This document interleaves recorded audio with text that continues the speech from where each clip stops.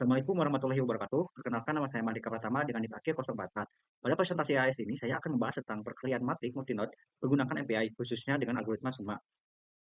Nah, kita mulai dari permasalahan. Kalian matrik berukuran besar, misalnya 1000 kali 1000, itu membutuhkan banyak operasi komputasi. Kompleksitasnya ON pangkat 3.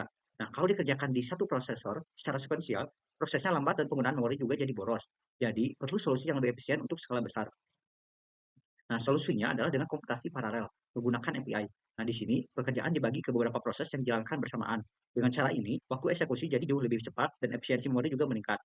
MPI memungkinkan komunikasi antara proses di sistem multinode. Nah, algoritma yang digunakan adalah SUMA, singkatan dari Scalable Universal Matrix Multiplication Algorithm. Algoritma ini mendistribusikan pekerjaan perkalian matrik ke banyak proses MPI. SUMA cocok untuk sistem multinode dan bekerja dengan efisien dalam lingkungan paralel. Nah, tapi sebelum menggunakan summa ada dua syarat penting. Yang pertama, order matrik harus kompatibel. Jumlah kolom matriks A sama dengan jumlah baris matrik B, agar hasil perkalian C sama dengan A kali B dapat dihitung secara sah. Yang kedua, jumlah proses harus kuadrat sempurna. Terus dapat membentuk grid dua dimensi simetris, misalnya 1 kali 1, 2 kali 2, 3 kali 3, dan seterusnya. Maka jumlah proses yang ideal adalah 1, 4, 9, 16, 25, dan seterusnya. Nah, secara umum, summa membagi matriks A, B, dan C menjadi blok-blok kecil. Blok-blok ini dikirim ke proses MPI dan disusun dalam bentuk di dua dimensi, misalnya 2 kali 2 untuk 4 proses. Masing-masing proses akan melakukan perhitungan sebagian hasil, lalu nanti digabung untuk membentuk matriks C secara keseluruhan. Nah, di sini kita lihat algoritma formal dari summa. Untuk setiap iterasi K dari 0 sampai N, proses akan tambah broadcast baris ke K dari A ke semua proses di baris proses.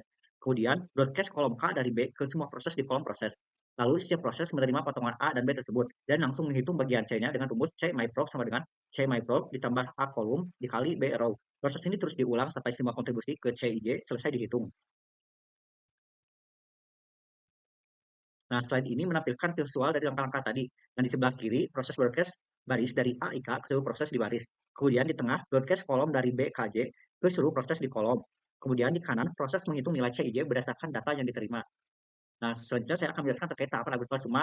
Di sini saya akan langsung ke studi kasus. Dan di sini ada matriks A 2 kali 2 yaitu 1, 2, 3, 4. Kemudian matriks B 2 kali 2 juga 5, 6, 7, 8. Nah, dan ini proses yang diberikan ada 2 kali 2. Kenapa? Dikarenakan pada multi node sendiri untuk uji coba saya menggunakan 4 node. Sehingga untuk grid proses yang cocok adalah 2 kali 2. Nah, pada tahap awal, di tahap awal implementasi summa, kita membagi matriks A dan B menjadi blok-blok kecil, misalnya ukuran 1 kali 1.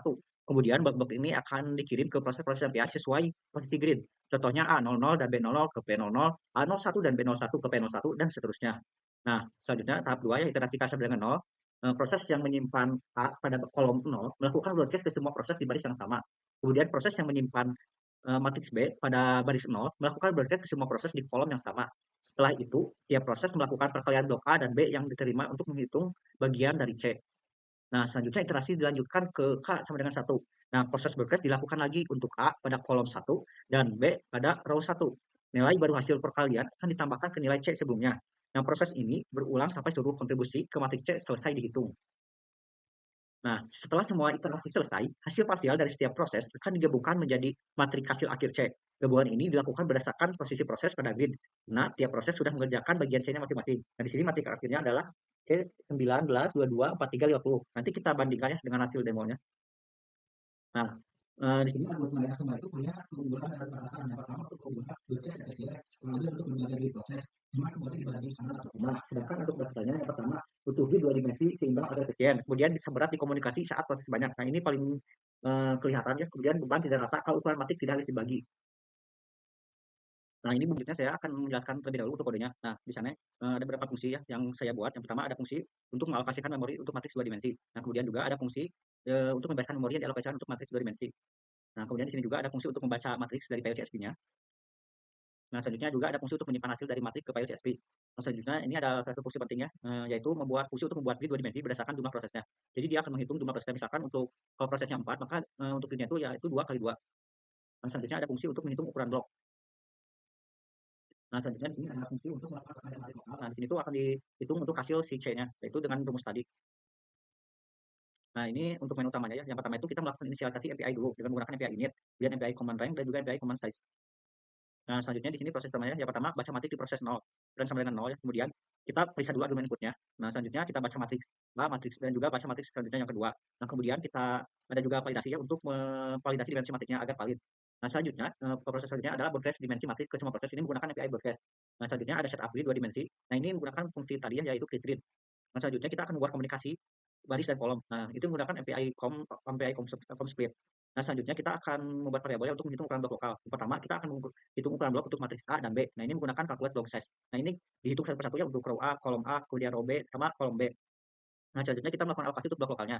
Nah, selanjutnya, kemudian kita akan melakukan distribusi matriks A dan B dari proses 0. Nah, ini if range 0, maka kirim blok A. Nah, untuk setiap proses di blok A ini, yang pertama akan menghitung baris dan kolom proses P, kemudian menghitung ukuran blok untuk proses P. Nah, jika proses P adalah proses 0, maka copy blok A ke lokal.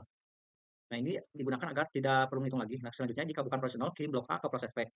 Nah, kemudian juga kita akan melakukan kirim blok B. Nah, ini sama dengan kirim blok A untuk prosesnya. Nah, kemudian selanjutnya, jika ternyata bukan proses 0, maka terima blok A dan B. Nah, ini menggunakan API reshape. Kita terima blok A dan B. Nah, selanjutnya kita menggunakan API barrier ya untuk melakukan simulasi sebelum memulai perkalian matriksnya.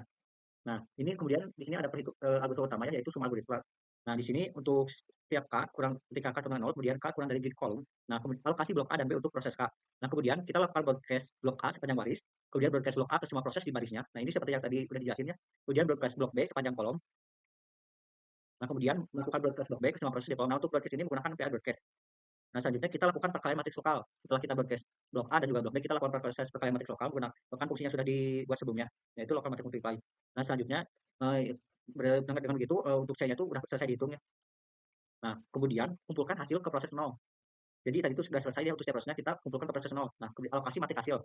Ini untuk alokasi matrik C-nya. Kemudian copy hasil lokal proses 0. Nah, selanjutnya terima hasil dari proses lain. Nah, hitung baris dan kolom proses P, kemudian hitung ukuran blok untuk proses P, dan juga terima hasil dari proses P. Nah, tapi jika bukan proses 0, nah kirim hasil lokal ke proses 0. Jadi untuk tadi, untuk si rek 0 dia bakal menerima hasil dari proses-proses lain. Sedangkan untuk yang bukan proses 0, dia akan kirim ke proses 0 menggunakan API send. Nah, untuk kode di bawah mah itu lebih ke statistik ya terkait total waktu eksekusinya. Nah, setelah kita menggunakan selesai ya programnya, jangan lupa untuk membersihkan memory dengan menggunakan fungsi yang udah di sebelumnya kita buat yaitu primatri. Nah, kita juga melakukan API command free untuk membersihkan API-nya.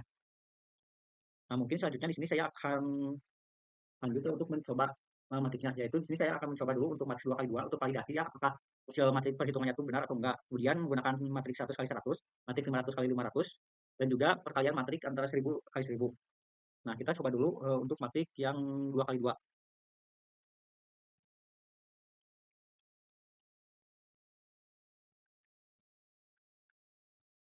Nah,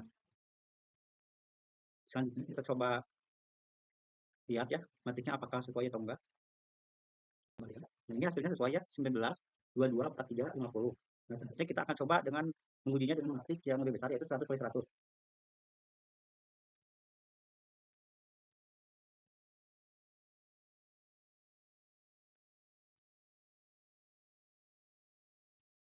Untuk matrik 1 kali 100 yaitu waktunya 0,44 detik. Sedangkan yang tadi untuk 2 kali 2 yaitu 0,89 detik. Nah, jadi lebih bertambah waktunya.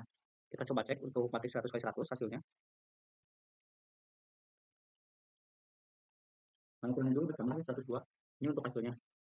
Hasilnya kita uji untuk matriks 500 kali 500.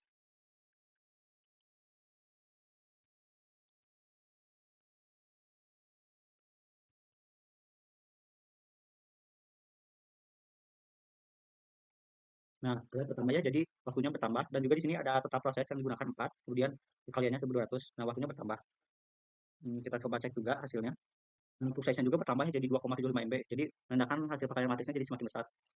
Nah, terakhir kita akan coba uji dengan yang lebih ekstrim, yaitu 1000 kali 1000.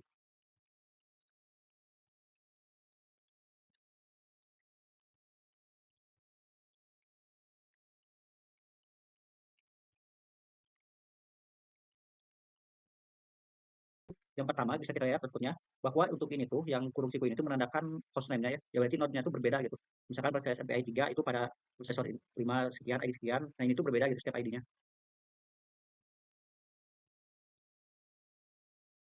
Nah, kita bisa lihat ya untuk proses SMPI 2 selesai operasi perkaliannya tuh masing-masing mengerjakan 200 sekian ya. Kemudian waktu eksekusinya tuh 26 detik. Nah, ini lumayan lama.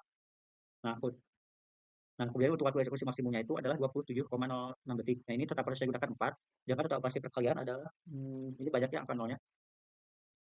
Kita coba cek. Sepertinya pastinya ukuran matrixnya akan lebih besar gitu dari yang sebelumnya. Sebelumnya kan 2,7 MB.